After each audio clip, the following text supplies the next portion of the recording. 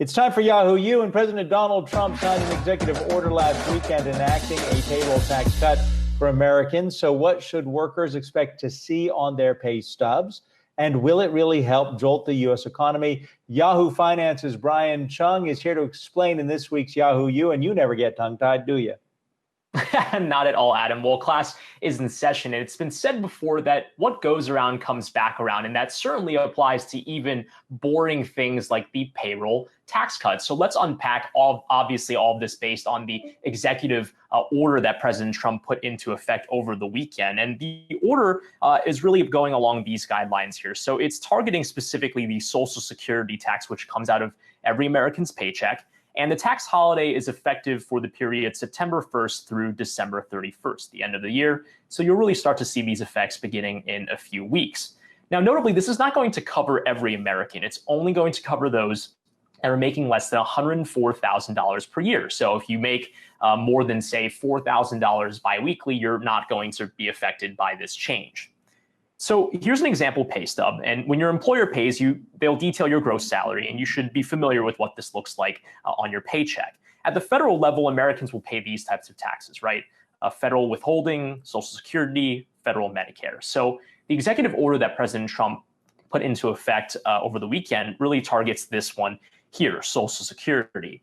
Now, the most important thing is that if this disappears over that period through the end of the year, it's going to be temporary. The taxes saved through December will eventually have to be paid back at some point because this is a temporary deferral.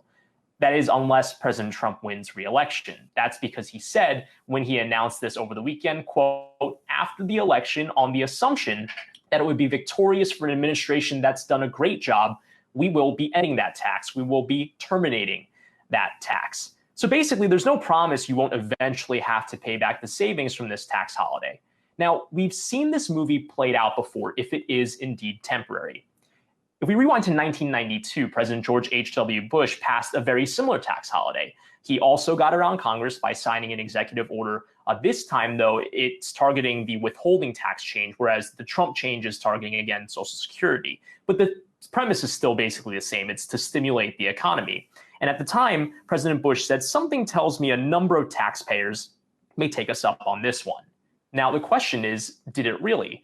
If you look at a University of Michigan survey from a month afterwards in 1992, the answer is really, meh. So about 41% said they would use the money to spend. That's exactly what the government would want to do in this case. But another, let's say less than half, about 44%, said they really planned to save it or pay down debt. So many even filed with the IRS to say, you know what, don't even change the withholding. I don't want it.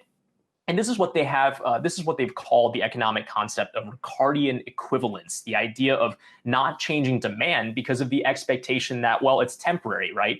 Uncle Sam is just going to come knocking later and ask for the money back. Now, later in the summer, the Congressional Budget Office confirmed this effect. It said the effect of the Bush tax cut was really only about half as powerful as originally estimated because people didn't go back into the economy and spend all of it. So let's apply what we learned from 1992 to the expectation for the 2020 tax cut put in place by President Trump here. Goldman Sachs estimates that if the government were collecting that Social Security tax through the end of the year, it would be about $275 billion. That's a pretty substantial amount of money. But again, if 1992 is a model, the real effect of that might only be about half. Now, this right here isn't even the biggest criticism. This is the number of unemployed Americans through this COVID crisis. And the latest number was 16.3 million Americans as of July. This is the amount of people that are out of work. And these are people that have no paychecks at all. So if this is a payroll tax deferral, this is going to have no impact on all these people that don't have jobs, which really emphasizes the need for other types of fiscal support to target this demographic. That would be extended unemployment insurance, for example, supporting businesses, which are really their employers. Those are things that have really been helpful to these people, not necessarily a payroll tax cut. So in summary, the key thing here is really that this isn't a tax cut. This is really a tax deferral. So it's important to not only look at your pay stubs through the end of this year, but also look at your pay stubs at the beginning of next year, where you might have to be paying back all those taxes and Social Security that you didn't pay through the end of this year. So as I mentioned, what goes around does eventually come back around. Adam, Julie?